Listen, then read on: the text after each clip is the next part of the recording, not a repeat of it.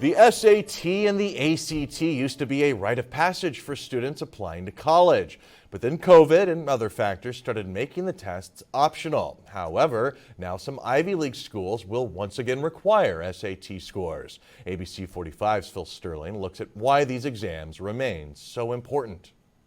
Schools like Yale, Dartmouth, and Brown have decided to reintroduce test score requirements from tests like the SAT after hundreds of colleges became test optional during the COVID-19 pandemic, according to ABC News. Sean Patel with Prep Expert, an online test preparation company, says they provide colleges with a way to distinguish between students.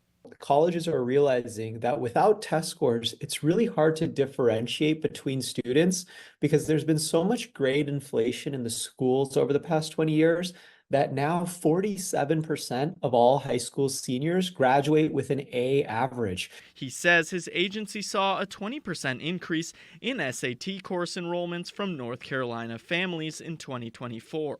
If you don't have a test score, your student will not be eligible for literally billions of dollars in college scholarships, both from the universities as well as private companies.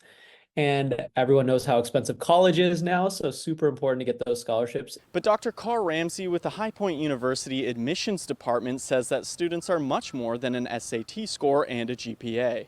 We went test optional in the fall of 2018. This was something we did intentionally with a lot of research, both internal and external. However, he says to distinguish between students with high grades, it's labor intensive, connecting counselors with every admitted student at least once a month, and when families visit the university, they talk with admissions staff about educational goals. We get to know them through having them come visit campus. We travel.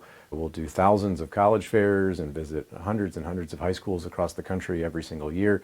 We spend a lot of time on the phone, a lot of emails back and forth. Currently, many schools in the triad are test optional,